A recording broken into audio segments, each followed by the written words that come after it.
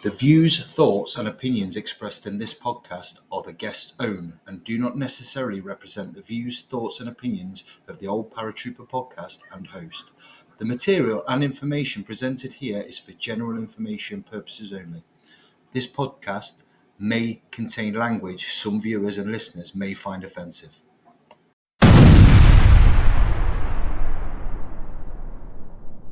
Right, welcome to this week's episode of the Old Paratrooper Podcast, and today I am joined with footballing royalty, ex-professional footballer Neil Razor Rudduck.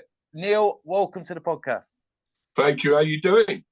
I am doing very, very well. I am mega chuffed that I've got you on. We have been bouncing back and forth, and I've pretty much nearly got a restraining order out against me for trying to pest you and getting you on.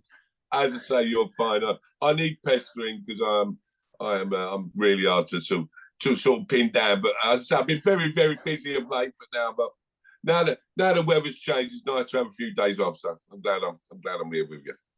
Yeah, bless you, mate. Bless you. Thank you very much. So what I like to do with all the podcasts is I kind of take all the guests back to the beginning so the viewers can get a rough idea about where they're from, what their upbringing was like, how they were at school, and basically kind of how they ended up on the road that they ended up on, and how their kind of career progressed from there. So, Yep. I was a South London lad, born in Wandsworth, St George's Hospital and Chute in Wandsworth. Two big brothers. So basically, just a football, no one had computers or anything like that. Whoever had I was a council estate boy, whoever had a football was everyone's best mate sort of thing. But if it was a leather, we weren't allowed to bounce on the concrete. That was the rules back then. So we take the leather off. So I remember. You remember them days? So we basically just played football, summer holidays and school holidays. Just played football every day. So, I was always playing against bigger lads, and my two big brothers used to kick me, and I wasn't allowed to cry in front of their mates. So I just think I was grown up before my years, sort of thing. So I went to Millwall then, and as I say, I was bigger and stronger than everyone by then because I'd grown up playing football with bigger lads. Was you always? I take it you played football at school, and you was always kind of. Was it like a natural kind of skill that you had with it? Just took to it naturally. Yeah, I can't remember really working on it. I think I must have been natural. As I say, that's all we've done every day.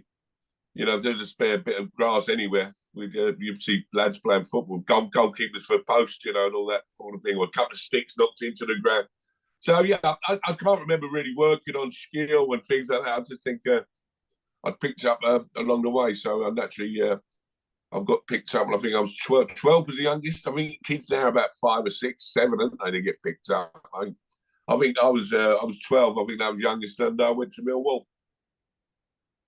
Happy days, yeah. I mean, I can relate to that as a kid. I think I'm a little bit younger than you, not to rub it in. Yeah.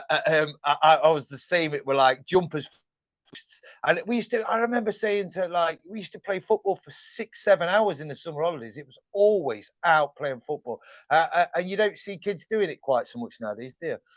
No. I mean, they're all sat on their backsides and they play. Well, they play football now just on the computer. They don't just do it physically. Oh, FIFA. That's the thing about it. FIFA, that's the problem. Yeah, they can play against, my girls they're playing against their mates on the computer. Their mates are like 3 miles away. And it's unbelievable. They're in the same team. It's unbelievable. No, we had football, obviously cricket in the summer.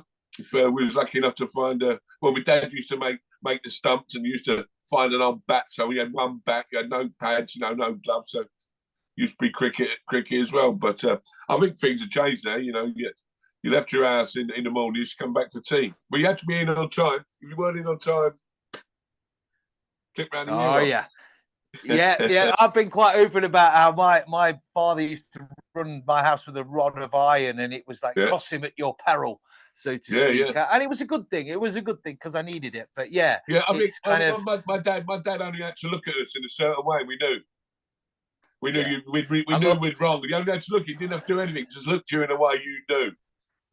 Yeah, damn right. And my mum were a dead shot with a slipper. She was like a sniper with a slipper. My mum was a wooden spoon. Oh. Wooden spoon to back your legs. Oh, that smarted some. Oh, it did, yeah. You're not wrong there. Different times again, though, wouldn't it? They wouldn't get away with it now, would they? Well, listen, it didn't do us bad, did it? No, not at all, mate. Not at all. So on to your playing career. First club you got signed as a kid with Millwall. Is that right? 12, yeah. And then I sort of went for the youth team system and become apprentice. George Graham was manager then, who went on to win the league with Arsenal. He was there. I think it was 18. I was 18, and Tottenham bought me. Well, when I was 18, he called me and George Graham. It was a sort of deadline day. He called me and he said, I'd only been a pro about a month, 2 months. And he called me and George Graham, and my dad was in Saudi Arabia working. And he said, we've sold you, you can go to Norwich or Tottenham, it's your choice. So I went Tottenham, obviously went Tottenham. Because that's what I was around when I grew up. I was around, I had dealers and Hoddle and Waddle and Ray Clements in goals. So I had a choice to make, and then I signed Tottenham that afternoon. So then I've gone for sort of Millwall youth team, and then playing with World Cup when I was around ideally. So that was a big sort of moment in my life. Yeah, 100%. Well, my lad will be well chuffed because he's a Tottenham supporter. Ollie, my boy, he's 40. He loves. He's 14 this year. He loves Tottenham and everything else. So he'll be dead chuffed that I'm chatting to you. So yeah, am I right in saying that it didn't quite go to plan when you started with Tottenham? I'm assuming you got injured pretty much. Well, I broke my leg. I think it was in one of the first games. I broke my leg playing against Liverpool. I broke my leg. Well, it wasn't a big problem. It was a green stick fracture. It was a fracture down your leg, instead of cross your leg. So I had a fracture down your leg. It was like green stick. Sort of a green stick. You bend the green stick, it won't snap. It just, sort of down the sort of fracture line down the bone. So it weren't such a bad fracture. I was lucky there, but that sort of put me back. Then a lot of teams come in for me. I was about fifth in line, centre half to play. Then sorry, not George Graham. That was Millwall.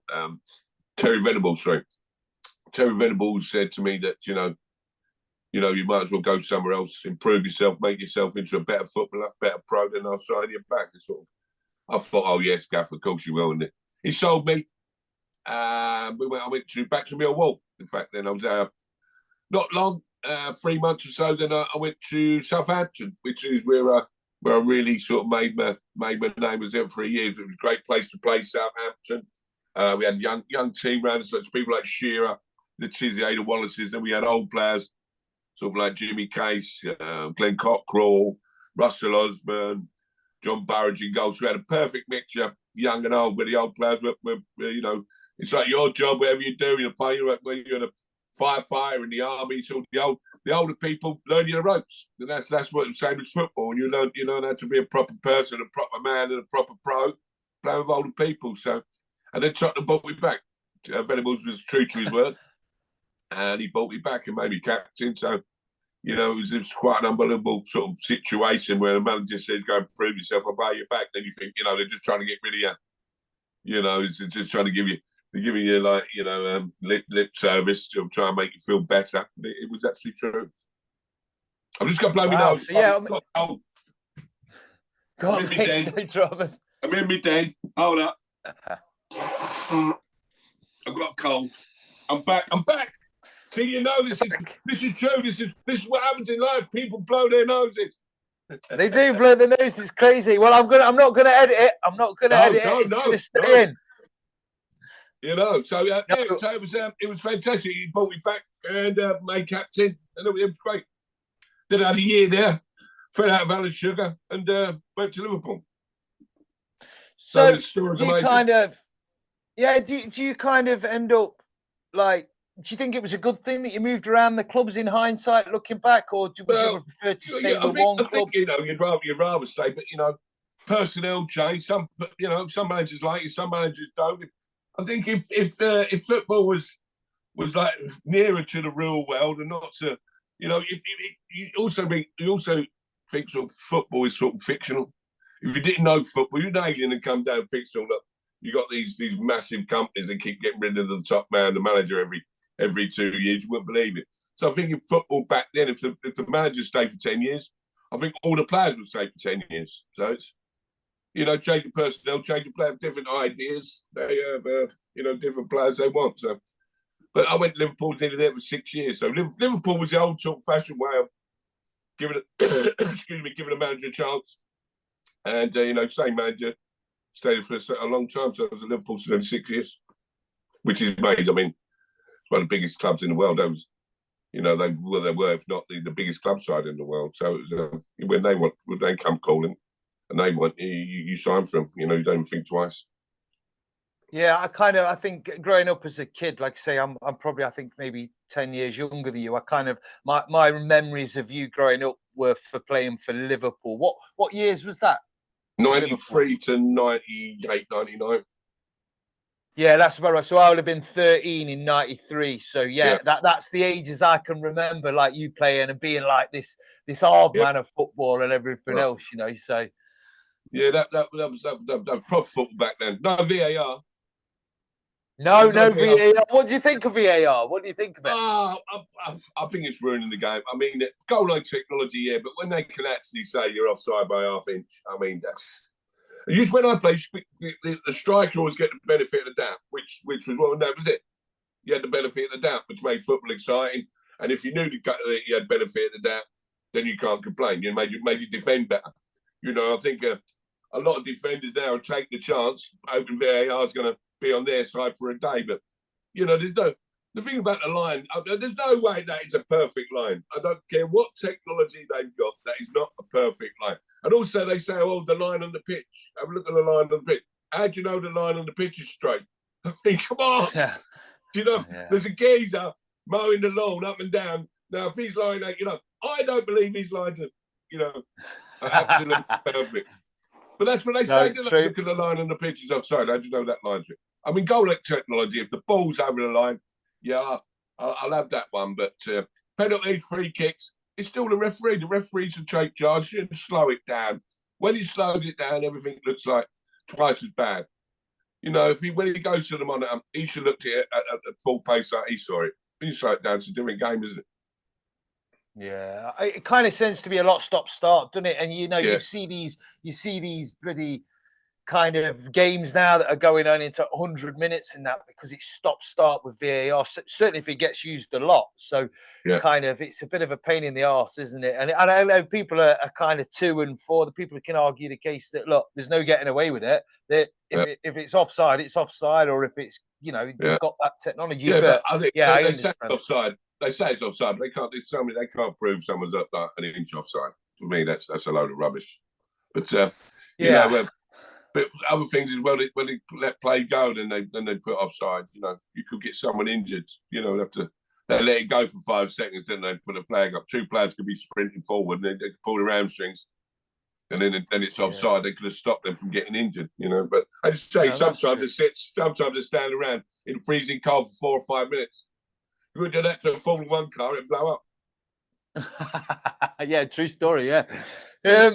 So I suppose that leads me on quite nicely, actually, to I was going to say the differences between, because again, in all honesty, I fell out of love with football, and I watch it occasionally. I stopped playing football when I was about 14 or 15 and went on to join the army and stuff like that. But and the reason I stopped watching it was because, and this is what I want to ask you, the differences now, because it's now a non-contact sport, isn't it? Yeah, I can't watch it. I can't remember last time I watched a game on telly. Can't remember last time I went to a live game. I think start of the season I went to a live game, but I can't watch it on I'm not the biggest Arsenal fan in the world. Let's say they're not my favourite team, the Arsenal. You know what I'm trying to say to you? I don't really like them. Yeah. But Arsenal were playing someone this season, and VAR went against Arsenal, and I had the ump for Arsenal. And they're not my favourite cup of tea, let me tell you. But I felt sorry for Arsenal because it was wrong.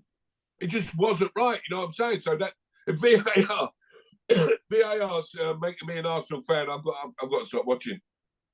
But what will my friends think? But I mean, I just think it's ruining the game. I'd say it's a contact sport.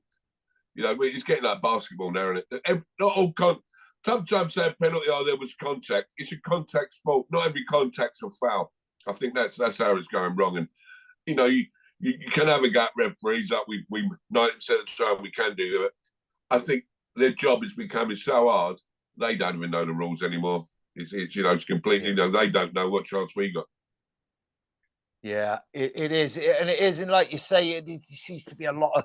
I don't know. I kind of it's the stop-start element for me. The games that I have watched and stuff, it kind of momentum doesn't seem to get going because then someone gets clipped and stuff that used to seem like they got let go years ago, and then the play continue. I mean, you look back at some of the tackles you put in, Vinnie Jones put in, and the likes of, they're unbelievable, and you just wouldn't get away with it. You'd be banned for games now, wouldn't you?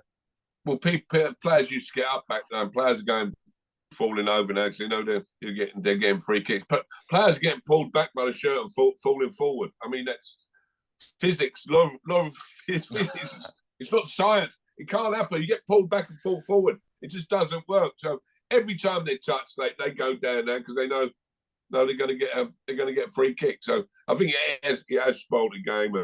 Remember when I played, I'd have one free kick. I could kick someone, and the referee go, right, that's your one. Next time we're in the book. Everybody had one free one. You know what I mean? Everybody had one free one. But you knew where you stood. Absolutely. If it was the second one, you was in the book. Now, you're getting sent off for that free one that I used to get. That's how much football's changed. Yeah, it is. It's changed massively. And I get a lot of enjoyment out of watching my lad play now. Yeah. Because that's how I remember the football year, because they're all like 13, 14, testosterone's running high, tackles are brutal, and it's exciting games. I love watching him play football. It's absolutely brilliant, Oh, I do. I love Sunday morning. I take the dogs out Sunday. If I haven't got nothing to do, I'll drive around. I live in Kent. I'll drive around. When first game I come up to, I get the dog out and just walk around the pitch watching. It could be anyone. I don't know who's playing, but it's always non-league. Could be girls, could be young boys, could be men. I just get the dog out and walk around and watch Sunday morning football. As you say, everyone gets up, everyone gets on it, and everyone is laughing. If someone makes a mistake, we're all laughing and, playing with a smile on their face. The only time you see professional footballers smile now is if they score after VAR's given it. Do you know what I mean? Yeah. It's unbelievable. Every time they smile now. Yeah, because you never know. Like the goal's gone in, it's a bit like, well, is it going to get challenged? And that's the first thing they look at, don't they? What it's going to. And every goal that's scored now, the other team go to the referee, complain about anything. So the referee's got something in his mind now, or what? I'll have to go to VAR, see what's happening. Yeah. So, I know it's not the best, is it? So becoming non-contact sport into a non-enjoyable sport now. That is the thing, because it used to be like a bit of rough and ready sport, and that was the good thing about it. And like you say, now it's not that way, is it? It used to be after the game, when after fun was going down the pub and saying that was offside. No, it won't. It's a referee giving that was a penalty. No, it won't. It's a referee. That was after fun of going back to the pub and having a laugh with your mates. But that's all changed now. Yeah, 100%. Yeah, it's very, very different, isn't it? I suppose another question I've got for you is obviously you're well known for being a bit of a character, and you played with some right characters. Obviously, your Gazzers of this world, your Vinnie Joneses, and everything else. How do you think it is now? Because there's two sides to it. So obviously, you've got some of the stories about some of the footballers that have come off the rails. I'm not obviously mentioning these, but they've been publicised quite a lot. But obviously, the players never seem to be highly media trained, don't they? Yeah. And it almost, when they're being interviewed, I don't know what this is not meant to offend anyone, but it seems like there's like a lack of personality there when it comes to the footballers. I think they got people that media train them at training grounds now. I think they've got to. When I started for Liverpool in 1993, we didn't have a physiotherapist. Right. The biggest did not have a physiotherapist. It was one of the gaffers, Phil Bowlesby, used to play for Liverpool, and he's just a nice man, really. All he was a nice man. Didn't have a physio till about 6 months into my Liverpool career. Now they've got dietitians. Liverpool have even got a throwing coach now. So it's right. So they got me now. They are media trained, because they don't want to say. I think they're under scrutiny so much now. They make one mistake especially live on telly, then everyone's going to be after them. But I don't think we were. We just told the truth how it was, how you see it. There was a microphone stuck in your face straight after the game. You just said how you see it. Nowadays, they won't say a lot. It's all sort of, as I say, lip service. What you want to hear, isn't it? Only, especially managers. I mean, that's a waste of time. But when they interview managers day before a game, it's just saying what what fans want to hear. They're not telling the truth. Even though, but I mean, I think a lot more things that happen in the dressing room get out now. Whereas before, the manager used to say to the dressing room, used to stay in the dressing room, you know. But I think managers can't ever go managers. Managers can't ever go players anymore. Sorry. I think, you know, you have to roll them up in cotton wool now. You don't want to, you know, hurt their feelings because they might chuck their teddy out the cot. You know what I mean? That's the way football's gone. Yeah, and like, good point there. It's like you said, they have to be on their guard as well now, because like every supporter's got a phone. So if they you know, when they're on the pitch and any sort, well, you've seen it, you know, with some of these spitting incidents and stuff like that. It's kind of the phone's a new paparazzi. God, yeah, it's in every culture. That it's in every part of society. You can't. We get it as well. You know, when we attend incidents, the public have got their phones out, so you've got to be on your guard. Sometimes you just want to tell people, look, sod off out the way because we're trying to pull this out, but you really, really can't. So I do kind of feel for them, but like I say, different times, isn't it? Different times. So I'm going to come on. I've read about. I mean, you're going to have shed loads of stories and funny stories. I know, but I've got a few I want to touch on. But firstly, I want to touch on like who's like kind of the toughest players you've played with, because obviously you've got your Duncan Fergusons. Yeah, I think so. The toughest fella was a fella called Jimmy Case. He played for Liverpool, and I played with him at Southampton. He was when I was 19, in his 30s, so he's come to the end of his. He won the European Cup twice at Liverpool. Oh, mate, no one messed with Jim. Like 5'10", wiry Scouse lad.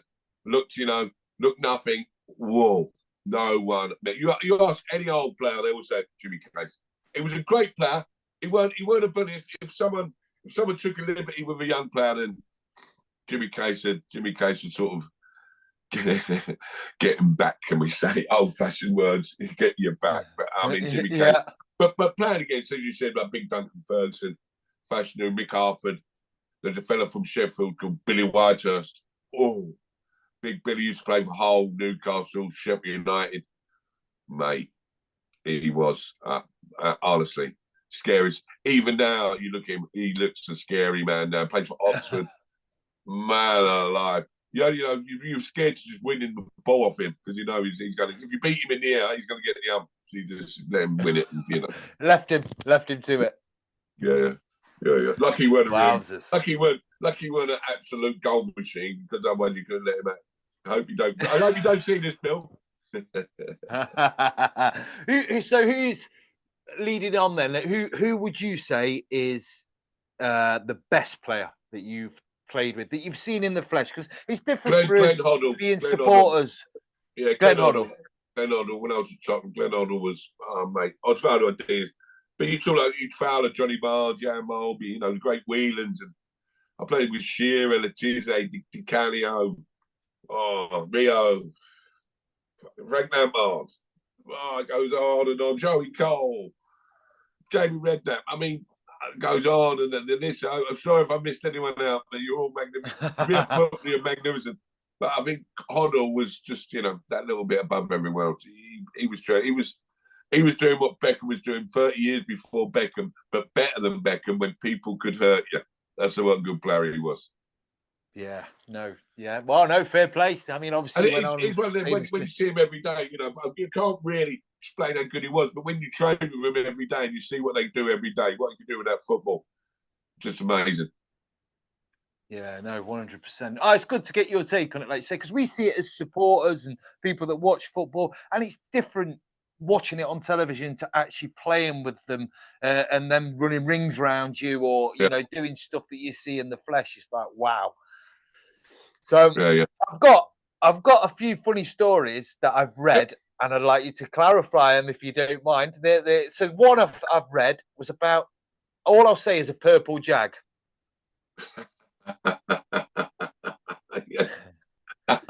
So what's the story behind that? A game of spoof. We played. You know what spoof is? The game of spoof. Yeah. We had the coins. How many coins everyone got? So we was in Langhams. We used to be Michael Caine's restaurant in where was it? In Mayfair in London.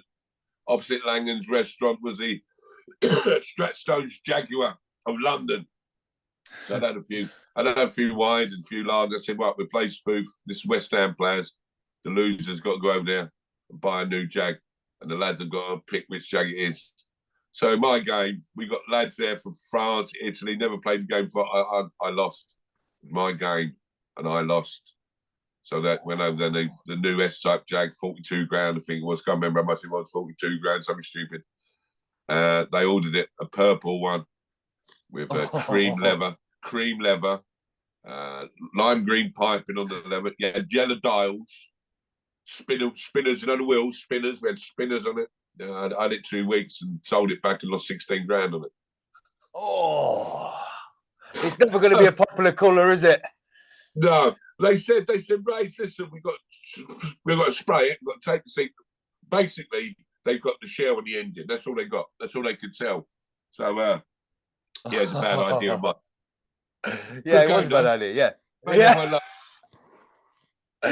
Yeah, I love stuff like that. You play spoof in the military, but usually it's for your eyebrows or a shit tat. And I know someone genuinely that's got a full-size Dyson Hoover tattooed on their thigh. So, do you know what I mean? So, yeah. But I don't know what I'd rather have, a purple Jag or a tattoo of a Hoover, to be honest. It's a difficult one. Tattoo of a Hoover. Yeah. You could have had a purple Jag tattoo on your leg. That's worse, isn't it? Oh, yeah, that is like a double whammy, isn't it? So, the other stories I've got, something about Alan Shearer's minibar. What's that one about? Oh, no, we was in Portugal. So we'd run out of beer. So I went down. Alan, he was the youngest, so he'd gone to bed early. He was the youngest, so everyone had finished their minibars. The gaffer said, no drinking at the bar. So what you do is go back to your room, and we're in the minibar. So everyone's minibar's been drunk dry, and Shearer was the youngest asleep. So I went downstairs and said I was in his room. Can I have a key, please? So got the key. Went in his room silently, just ripped his minibar off the wall. We're running down, rips the minibar, running down the corridor to the lads, and there was glasses on top of the minibar, and they fell off the minibar, and he come running out and trod on the jagged edge bit on the glass, and he had the young Alan Shearer, about 16, 17, 18. He trod on the glass, and 2 of his little toes hanging off. But like, it was his left foot. He don't use his left foot anyway. He didn't have to. He was too good with his right foot. So So I nearly finished Alan Shearer's career before it started for a minibar. We still drank the minibar. Oh, worth it though. Oh, we got an ambulance for him. We weren't that horrible. We got an ambulance. Well worth it for the minibar. And we drank to Alan Shearer's toes. Brilliant. How did he feel about that? I'm not worried about him. He was only young at the time. No, he laughs about it now. Yeah, sound absolutely sound. And my favourite one now, it's only stuff I've read off Google, and like you say, they're turning out to be true so far. But this one really made me chuckle. Was that the Harry Redknapp fine? Now, is that true? Yeah, it's a long story. I got fined 30 grand, 2 weeks' wages, 30 grand. So I had a fight at Glen Eagles. I was frightened. I was meant to be in training. I had a fight, and it was all in the play. I was meant to be at home, ill. This was when the season had ended, and I was still injured. But you had to wait till you pass fully fit, then you can go on holiday with the rest of the lads after the end of the season, which is only fair. So Shearer involved against Shearer. We went away to Glen Eagles, play golf. I rang up and said I was ill, so I could go golf. I ended up having a fight, and then it was on the front pages, so they knew I was ill. So they found me 30 grand. Well, I weren't Harry, the football club. The football club's fined you 30 grand. So I thought, no. Someone said something to my wife, so I was just sticking up for my wife, and so so I thought, no, I'm sticking up for my wife. I'm not paying it. So I got the best sports lawyer in the world. I know this. My barrister knew this fella from South Africa, so we flew the best sports barrister in the world from South Africa. Put him up in the Dorchester. So he'd been working on it for about 6 months. Getting all the information. So he'd been working. So he tried out. I said, "Don't worry, West Ham, I'll pay your bill." Got him out to the Dorchester. Had him in the best room in the Dorchester Park Lane. So it goes to the tribunal, and All of a sudden I said, sorry, Mr. Redknapp. Harry sat next to me and said, sorry, Mr. Redknapp. Yeah, we find Mr. Rudduck not guilty. So I just so me left, I went unlucky H. And I put me solicitor's bill, it was 40 grand. They said, sorry, Mr. Rudduck, you have to, this ain't a court of law, it's a tribunal, FA tribunal, you have to pay your own expenses, 40 grand. Harry looked at me, he went, unlucky raise. So I got fined 30 grand, got not guilty, and it cost me 40 grand. No way. Oh, no. Well, at least he won the moral battle. We'll go with that. I was with Harry last Tuesday. He told everyone at the table about it. He still chuckles about it now, Harry. Yeah, I plucked that one off Google when I was doing a little bit of research, and I was like, that one. I've said I've got to ask you about that one. But now you must have. Is there any I mean, again, you've probably got loads. Is there any that you can tell for the viewers that are going to be like, I'm putting you on the spot? Oh. Well, no, because footballers, we're not the brightest. We are not the brightest. And the thickest footballer in the world is a fella called Jason McAteer. Now, his nickname, when we was at Liverpool, he played for Bolton. We beat him in the League Cup final at Wembley. He had a good game for Bolton, so we decided to sign Jason McAteer. Excuse me, decided to sign Jason McAteer from Bolton. His nickname in the Bolton dressing room was Trigger, because he weren't the brightest. But our right back at the time, Robbie Jones, we had Robbie Jones. His nickname was Trigger as well. So we had two triggers, very confusing. So when we signed Jason McAteer, we renamed him Dave, all right, after Rodney. So this is how thick he was. So he walked to the dressing room, he said, I don't want to be called Dave. I don't want to be called Dave. I said, well, you're called Dave. In front of everyone, he said to me. So he got in front of 40 lads, his first time at Anfield. This is how stupid he was. He went, have you got a nickname, Razor?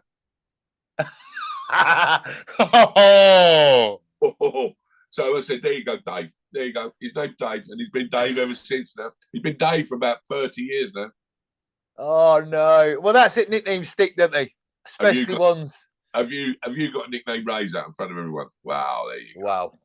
Yeah, that's not a great one, is it? Well, I suppose that's the question I wanted to ask. Where did the Razor, where did that come from? 1987, Joe Bunderford, Frank Bruno, boxing at White Hart Lane. I was a kid at Tottenham, and in the big program, Donovan Razor Rudduck, the big black Canadian boxer, big heavyweight, huge man. Donovan Razor Rudduck was his name, so people just started calling me Razor. I like to tell people that I'm sharp between the sheets, but that's not why they call me Razor. That's not. Well, if it was, if you were hanging on to that, you've told everyone. I'd have told you straight away. Yeah, sound, pal, sound.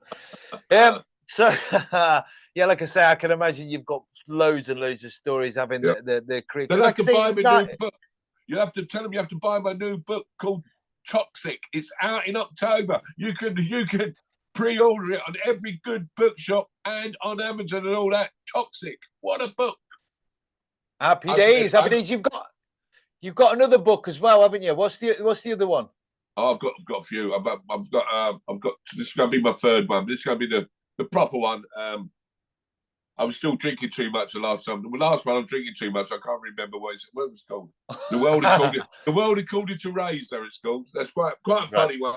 I've only done it about 4 hours, so there's funny stories in there and close shaves. But this new one's going to be the one. And when's that out, pal? October the 22nd. Oh, yes. Okay, so that's for all the viewers and the followers and that. Make sure you go out and buy the book.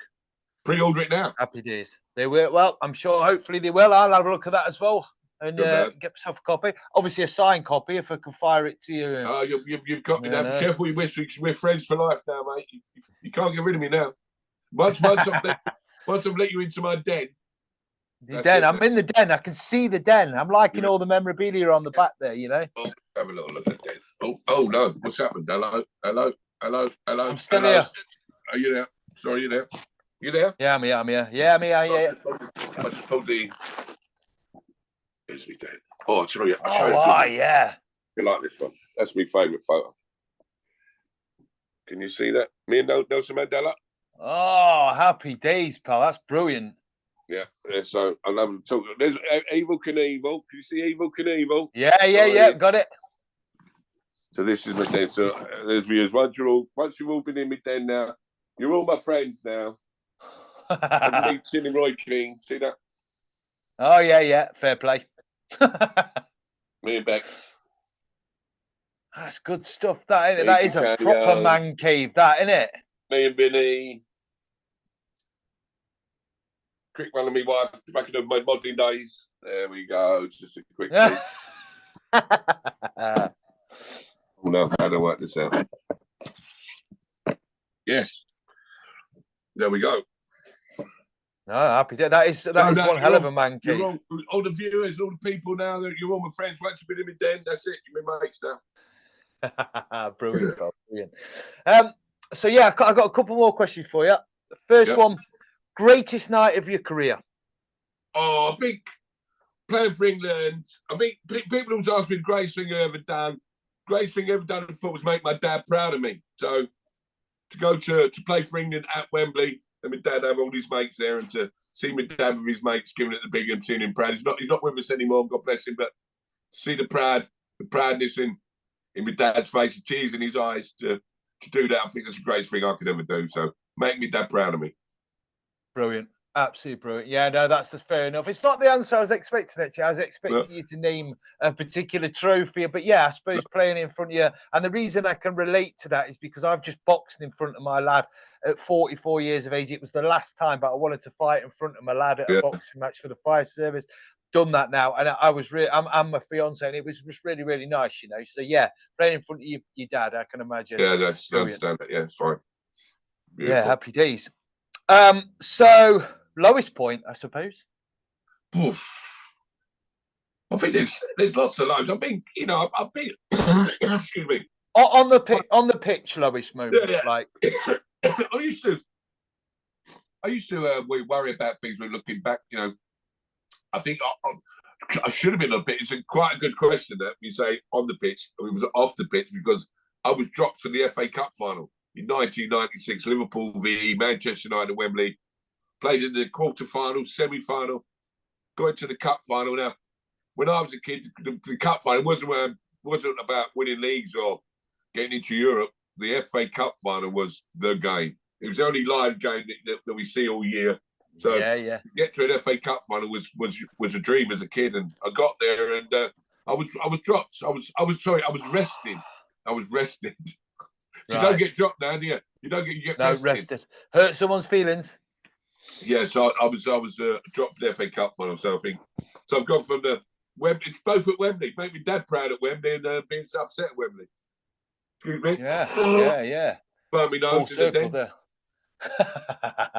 No, woke up with a cold today. Not feeling the best, but I'm here. I'm manned up.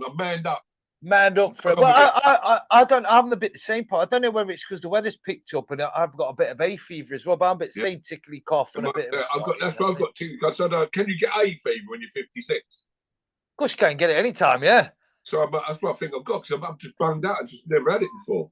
Never had it. Yeah, it might be, mate. It might be about that. Tickly cough, runny eyes and nose. So I've got it at 56. Yeah. So I lived in fields as well, so I've got loads of fields at the back here, so it might be. Might be a bit of hay fever, because apparently they said it's going to be strong this year and that. So you need some of that spray that you stick up your nose. It's good stuff. I love it. I'll get some of that. So, moving on from that, I want to talk about, so obviously you've made no secret of the fact in what you've written and everything else, and you've had some sort of mental health struggles and drinking. And that was one of the main reasons, because obviously of my professions in the past, I wanted to talk about mental health. I wanted to bring it to the forefront. So yeah, which parts, you know, if you're happy to talk about don't bother me, mate. Don't bother me at all. Well, my problem was discipline. At 35, I've been so disciplined. I'd gone to work since I can remember. Every day I went to work, there was 40 lads. I was mixing, you know, spending time with 40 lads every day, having a laugh, discipline, not allowed to drink Thursday, Friday, not allowed to drink too much, had to watch what I eat. 35, retired. What do I do? You know, I thought I can't wait to retire. There's only so much golf you can play, and you know. But the thing was, everyone else was working. You know, I moved back to where I come from, so I wasn't with the lads. You know, in Liverpool or West Ham, when we moved away. So what do I do? Where do I get the phone? And I thought, Witherspoons, that's where lads would be 11 o'clock in the morning, using me headset. Clever, right? Yeah. So I just go down 11 o'clock, missus go out. I just meet down the pub, bunch of lads, and that's where I got my buzz back, with a bunch of lads again, having a laugh, having a drink. I had a few bob. They loved me, so just drink with me. They didn't have to pay for a drink. So, I'd kidnap people I didn't know. I'd kidnap, sit here. So basically no discipline in my life. Didn't know how to handle being on my own. You can't drink on your own. That's boring, And nothing I like better now. If I'm watching football and just have a glass of wine on my own now, I love it. No one talking to me, just in my den, on my own. It's just my own faults. How times change. But at the time, as I said, I just missed being around people. And it snowballed, and it's, once drink got hold of you, I couldn't get rid of it. I had to I always say I had mad, bad, sad, glad disease. When I was mad, I had a drink, sad, have a drink, bad, have a drink, bad, mad, bad, glad, and sad. Every emotion I had, that's the excuse to have a drink. So mad, bad, sad, and glad syndrome I had. Yeah. Wow. So it just becomes, it suddenly stopped being fun and became a problem then. Yeah. It became fun. It's great. And then it was a few boredom and loneliness, which is, you think lonely, I've got a lovely house and, and things like that, and you think you've got everything, but if you're not sound in the mind, he's a powerful thing there who lives in that head. He's a powerful thing, and unfortunately, he ruled my life, and I didn't know better. I thought what he was telling me, that voice in me was telling me was true and what I was meant to do. And now it's changed now. Where I always put my friends first. Always put my friends first. My family second. Now I put my family first and my friends second. That's how I've changed my life around, and it works.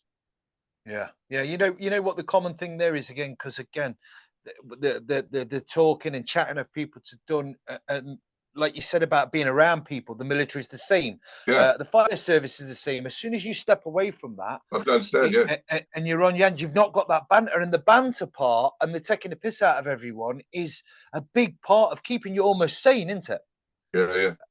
And when that stops, it kind of, and you're on your own. Yeah. And I think you're getting bad. I think it's harder to get good routines than bad routines. Yeah.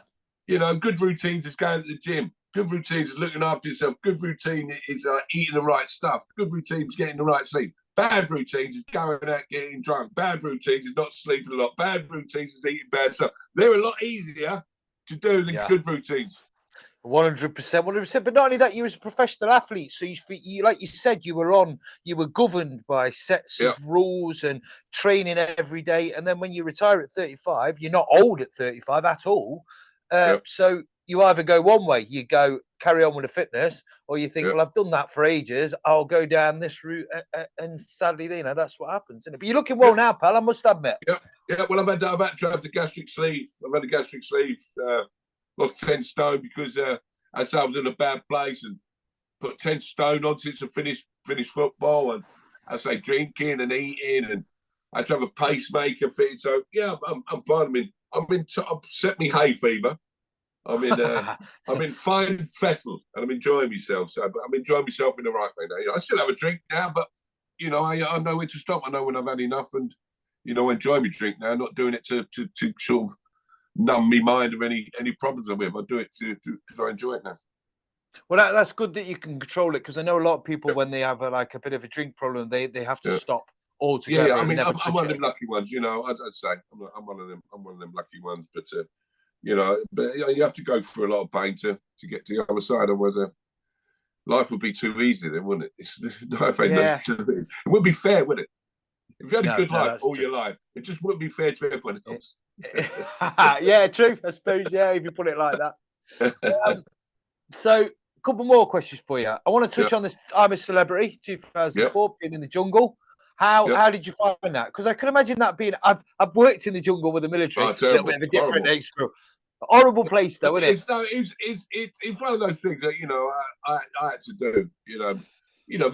Listen, the money was great. Obviously, it's a TV show, great, but to go and live, because we always think I'm a commando, and I think I'm a paratrooper. Me, I can live in. We all think we can. Tell you what, How noisy does the jungle get at night? Wow. Scary, isn't it? Isn't it? Scary. At night, it's nice, isn't it? At night, you hear things. What was that? The noises in the jungle are scary, scary. Snakes, spiders. I mean, they're mosquitoes the size of sparrows, aren't they? Like a dogfight. Dog. Everything wants to get you, doesn't it? Everything comes to you, doesn't it? Everything wants to eat you. But no, it was a great experience. And I'd do it again. But yeah, because once you get something wet, you can't get it dry again. I mean, because you think it's hot, you know, it's excuse me. Yeah, so it was tough going to.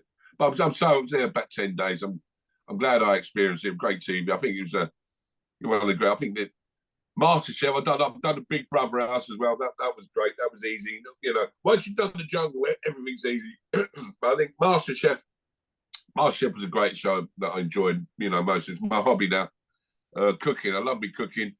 I mean, cooking's one of the things that, you know, I want to cook. I could cook. You know, Michelin, star apprentice cook. But you know, I want to. I could do a roast dinner on my own and things like that, and scrambled eggs. You know, but to actually go in the kitchen and learn, I think it's cooking's one of the things you can go from scratch to 2 years' time. You can have a Michelin star chef. You know, if you listen and learn, I think it's one of the easiest things to pick up. It don't matter. It's not about your sound. It's not about your fit. There's a lot of things a lot of jobs you can't do. You're not fit enough. You're not clever enough. You're not switched on enough. You're not brave enough. You know. But cooking, you could be at any standard of life, and you could be an 18-year-old. You could be a 60-year-old. 2 years time, you'll be a Michelin star. I think it's one of the jobs that you can pick up quick, and I really enjoyed it.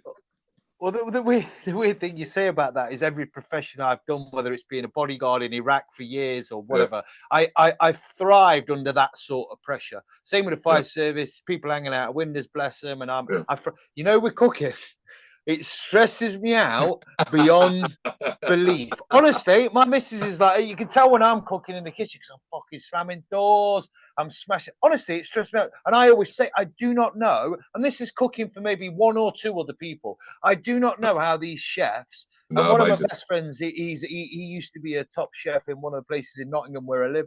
And he used to cook for 50, 60, 70 people, different orders. And it absolutely killed me off, that one. No, I worked with myself. They took us to a professional chef, a restaurant in a professional kitchen, mate. Stress. Wow. How they do that every day.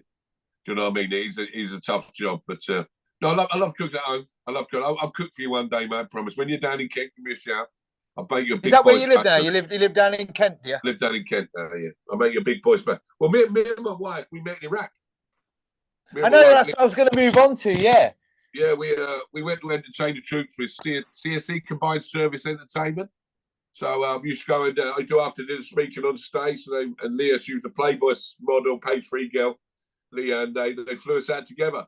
So she didn't know. I tell you what, it's hard. I'm trying to get into her. You got 300,000 squaddies trying to do the same. I mean, it was a tough art. Some competition there, isn't there?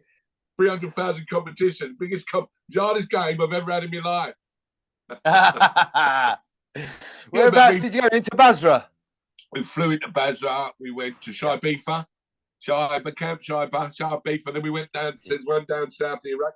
Then I've been to Bosnia. She's been to Afghanistan. She's been to Cyprus, Germany, Scandinavia. So she's travelled around and entertained troops. But I loved it, mate. It was unbelievable. SA-80. I kept burning my finger. I was in the woods with my mates.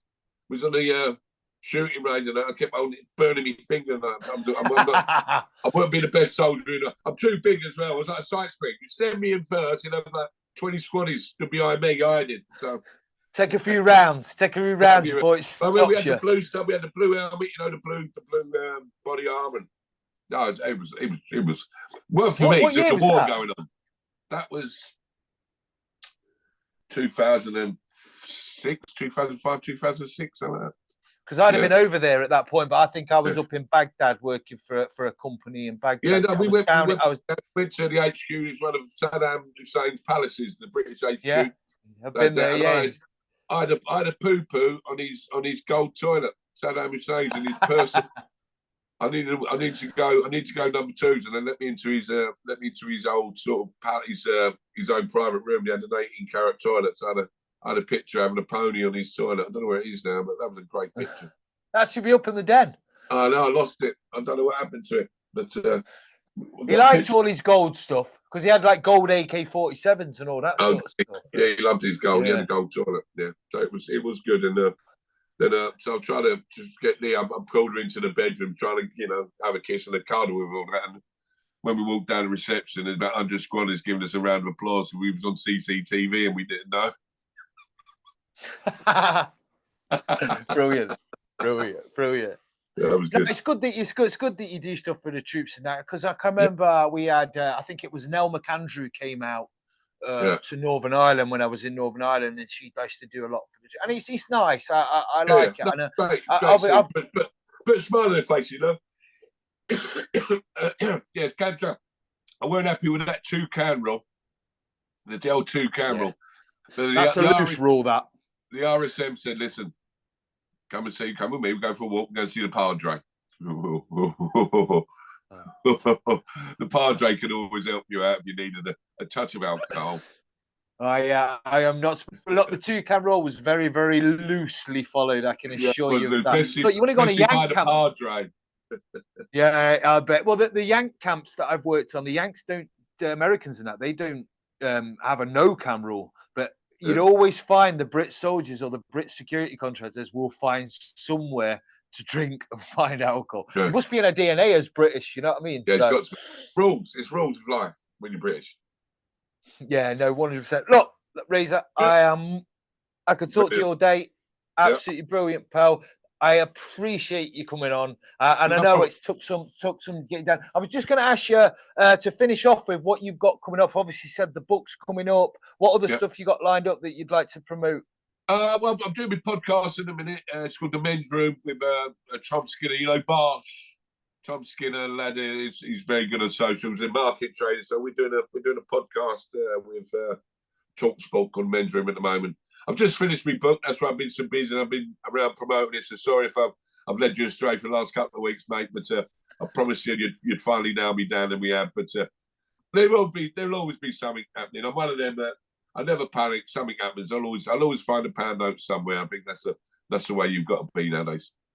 No, it's a good way to look at it, pal. And I like your optimism. So fair play to you. And look, you've been an absolute pleasure. Again, one of my, like I say, grew up watching you play football. So to get to talk to you is absolutely brilliant, pal. So I appreciate that.